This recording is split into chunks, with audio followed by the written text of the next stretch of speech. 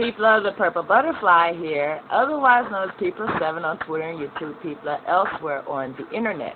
My blog is located at purplebutterfly-people.blogspot.com, and my soaps can be purchased at people.etsy.com, or what's left of them. A friend of mine came by and ordered much and put a couple of other things on hold. She's paid for them, and she's just waiting for them to cure. So some of the things that I had, ready to list, well, there's only 3 Americanas left. There's only this many of that left, so forth and so on. So when they're listed, you might want to get a grip on it real quick before somebody else beats you to it. In fact, I got hers separated out into a bag so it can cure without getting mixed up with the other soaps, because those are paid for. In the meantime, I'm here to cut the mango papaya, but I got a couple of things I want to show you. I just found this on the floor. Apparently, when I got my colors in, this sample fell out of the bag and under the chair, and then got kicked under the table. So I went under the table to look for something I dropped and came across this. This is a really pretty color, so I'm going to be using that in maybe the next version of Perfect Man soap, because it is going to be a blue. I haven't decided what color is going to go with it, but it's not going to be just a plain base soap anymore, because, I have colors now. This is a soft blue violet, and it's a mica, so that's going to be real interesting in whatever I put it in. Probably the Perfect Man soap, or maybe Aqua de Joe, or, it's going to be a manly scent. Now, the other question I want to ask you, what is the difference between this and this? This says baking soda, this says washing soda. Do you know what the difference is? This is sodium carbonate, this is sodium bicarbonate. So, while I'm out buying really big box of washing soda to go with the borax, to go with the soap, to make laundry detergent, I could have just took a half cup of this, stuck it in the oven for an hour, and I end up with this. This was expensive. We buy this stuff so often we don't even know what the cost is, because we bought so much of it that it's just here to use anytime we need it. So, literally, just using that little bit of information, thank you, Kathy, at Soaping 101 for the lesson. Just using that information, armed with knowledge, an hour of my time, I saved $3, because the washing soda costs $3. The baking soda, of which you only need a half cup of, I already got in the house. Anyway, let's cut this soap. I tried something a little bit different. I used the mica that I used to mix the colors up with on top of it as like sprinkles. And then I sent it through gel, so that way I'm thinking it'll give me a very colorful type topping, shall we say. And as you can tell, that was a messy process, but it's all good. Oh, it smells amazing. And it's going to leave dusting on my hand.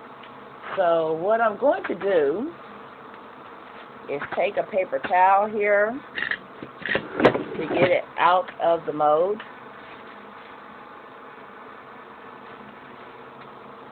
Because that's not going to be on the finished soap. It's just going to be on the top. And then I'm going to brush it completely off.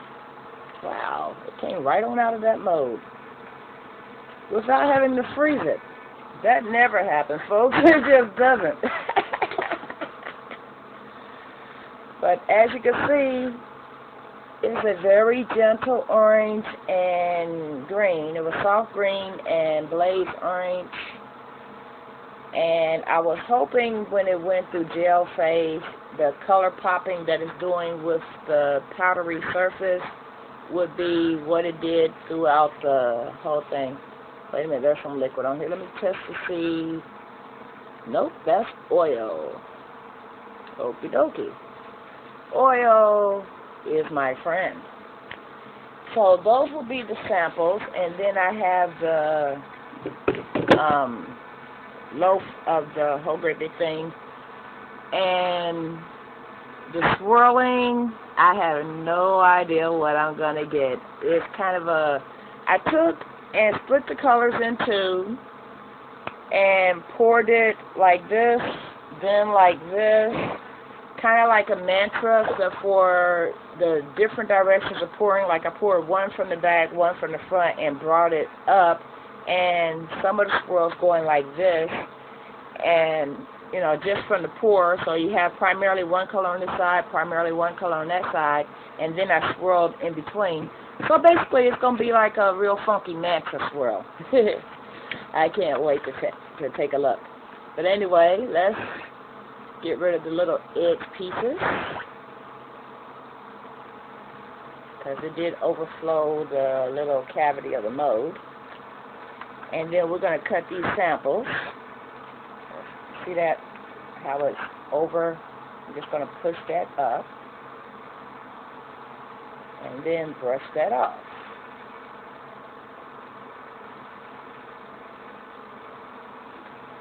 And it smells amazing. So I think we'll go with this one first.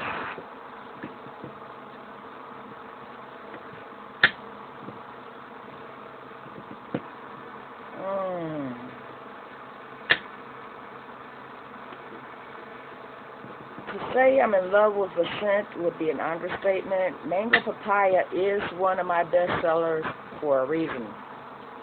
Everybody loves the way this smells. And this scent smells like it came right on off of the plant itself and married the papaya plant, and this is their offspring. So you take mango, you take papaya, you put them together, you get this. Yep, yep. And these are going to be some healthy size samples. But that's fine, because since this is my biggest seller, people will always be asking for it. It's just that this time, it looks a little different. Yep, yep. Because, well, this time, I added color. Really. Right. I was looking for a bold and soft, and I was going to take a bold orange and a soft green and put it together. And after gel, it all kind of pasteled out into this gorgeous thing. And that's fine. So let's see. I love that you go back and forth with the sheet cutter instead of cut down, lift up, cut down, lift up. So now we have all of those samples.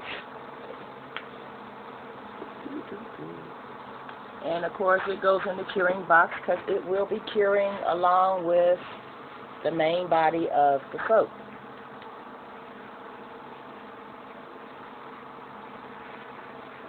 I know people that, you know, make their soap, put them on the cure, and the samples go in their curing box right now. Well, if it hasn't cured, then basically that soap can be a little toxic or whatever, because the samples didn't get the same treatment as the regular loaf.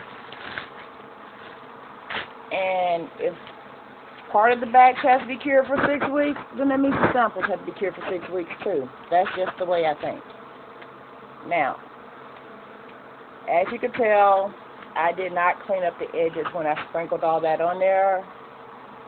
So no problem. I got a paper towel here to catch that overflow. And to keep my hands from getting the BMS and all that good stuff. I added salt to this mix. Wow. And I was hoping that would make for a harder bar. And what it did was make it set up faster. Look at this. It looks like a mantra. This is going to be interesting. Okie dokie. So, let's see what I have here. I haven't did an initial pH test or anything on this, so got my gloves on. But I was going to have my gloves on anyway, because when you deal with, like, I did that with the mud, which turned into American Goddess, and it turned out to be beautiful. And I listed it the other day, and I sold 2 in 7 minutes, and I just sold 2 today. And there's only 3 left. So when I do stuff like that, just to see how it would come out, a lot of times you get a pleasant surprise.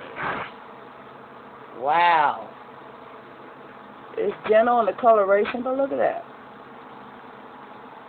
This is one of the few times I did not whip and do a saline type swirl. I was trying to get a certain effect. I'm not real sure what those white dots are, but I will be testing this to see what I got. One person bought one of my soaps today and said that she's going to use it as art. So if nothing else, if I can't use it as soap, we know we got decoration. Okay, look at that one. And look at that side. I'm not sure what those white dots are, or what this liquid is. Hold on. Just to be sure, I'm going to do a pH test on this. But since I did use palm oil and mango butter, it could just be undissolved oils. Litmus strip.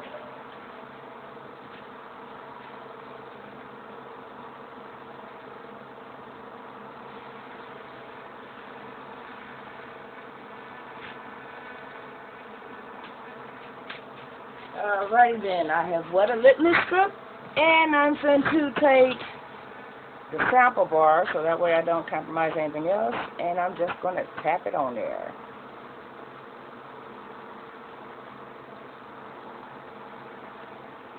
Well, it's in the green. That's about a high 8 to a 9, but it's not caustic, so I'm not worried. It's just a different effect. And since I did add salt to it, I'm thinking maybe some of the salt separated into those fun little patches. And since this will have a high, or shall we say, extra long curing time, I'm not real worried about it. But this liquid, I'm going to hit it directly, see what happens. That's a blue. Okay, so apparently that's a little bit of copper-like liquid.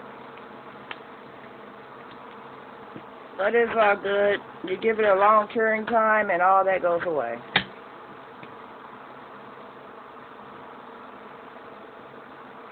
Okay, I'm not real sure how I got this from a zigzag swirl. But isn't that pretty? I literally did a back and forth figure 8 type deal. And that's apparently what I got. Let's see what else is coming out of here.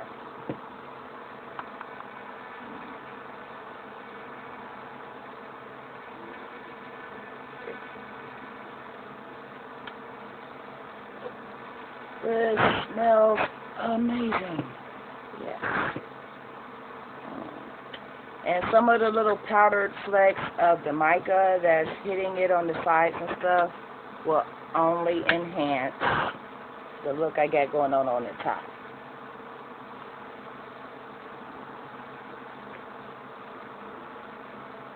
So pretty. I was not expecting that. Now I know. Every now and then, see right there on the corner, there's like a little gradient. Looks like somebody folded something into the design. I just figured out that's caused by that blade right here. So when I have the tooth cutter too close to the edge, it puts those grooves in the middle of the soap, because that's where the retaining wire on it is. So I know not to do that anymore, and then I'll get a smooth slice of my soap. I'm going to have to write down exactly what it is I did to get the pour and the spoon swirl type dealio going on, so I can do this again sometime in the future. Because look, isn't that neat? And I mean, literally, I poured the colors side by side. There was no up, no down, just side by side like this, and then I took the spoon across. And I got this. And of course, this is the last piece, so all I got sliced here is the end piece. Yeah. Well, actually, I'm going to do it the other direction.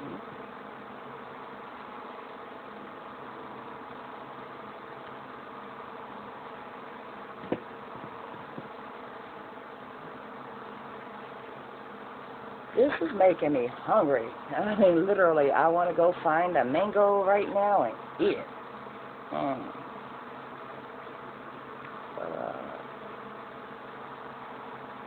And right there, I have a pocket of liquid.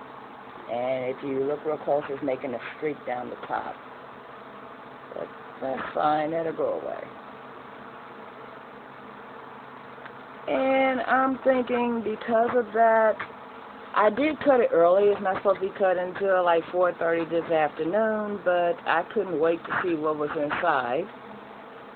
And I'm going to follow the procedures and give it an extra long cure time and see what it looks like in a month.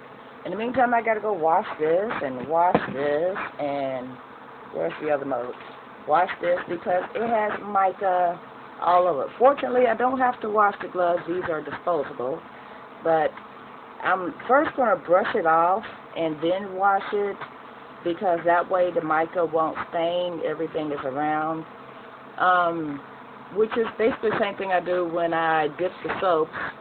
You get rid of all the extra mica and then you're left with, ooh, pretty, which is what I generally go for. And I took the precaution of putting it on a bag so that way any mica that's sprinkled down is just like the paper towel. Whatever's on there gets thrown away and it makes cleanup much easier. So, this has been People7 on Twitter and YouTube, people elsewhere on the internet. Don't forget to check out my blog, purplebutterfly-people.blogspot.com, and check out my soaps at people.etsy.com. Stay blessed, stay tuned. Don't forget to rate, comment, and subscribe. Bye now.